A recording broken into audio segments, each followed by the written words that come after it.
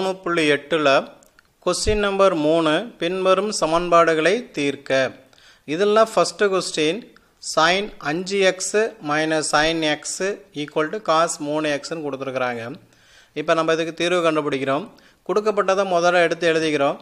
sin 5x sin x cos 3x. இப்போ இங்க பார்த்தோம்னா கழித்தல்ல இருக்குது. இந்த ஃபார்முலா நமக்கு தெரியும்.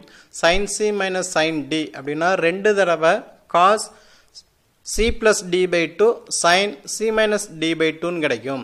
அப்ப 2 cos 5x plus x by 2 ன்னு கிடைக்கும். sin 5x minus x by 2 ன்னு கிடைக்கும். equal to cos 3x. இப்போ 5 ஓட 1 கூட்டினா 6x by 2 6x by 2 வகுத்தனா 3x ன்னு கிடைக்கும். 5x minus x 2 ஆல வகுத்தனா 4x by 2 ன்னு கிடைக்கும். அப்ப 2x ன்னு கிடைக்கும்.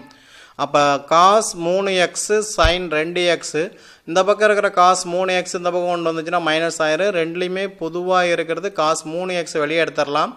அப்ப 2 sin 2x minus 1 equal to 0 ன்னு கிடைக்கும். அப்ப ஒரு டேர்ம் வந்து cos 3x equal to 0 ன்னு சொல்லலாம். அப்ப 3x equal to 2n plus 1 pi by 2 ன்னு சொல்லலாம். அப்ப 3x equal to 2n plus 1 pi by 2. நமக்கு தேவை x மட்டும்தான். 3 அந்த பக்கம் 3 வகுத்தல் ஆயிரும். அப்ப 2x plus 1 pi by 6 ன்னு கிடைக்கும். n ஓட வேல்யூ belongs to z. அடுத்து ரெண்டாவது பார்க்கறோம். 2 sin 2x minus 1 equal to 0 ன்னு எடுத்துக்கிறோம். அந்த 1 by 2 அந்த பக்கம் போச்சுனா பிளஸ் ஆயிரும். அப்ப sin 2x equal to sin 30 டிகிரிக்கு சமம். அப்ப formula sin theta equal to sin alpha வந்தா n pi plus minus 1 power n alpha ன்னு இருக்கும். alpha இருக்க இடத்துல இங்க pi by 6 ன்னு இருக்குது.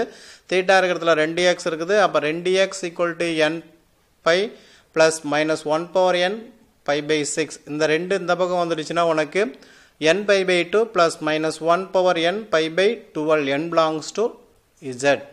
அப்ப ரெண்டு தீர்வு இருக்குது. ரெண்டு தீர்வுமே எடுத்து எழுதிறோம்.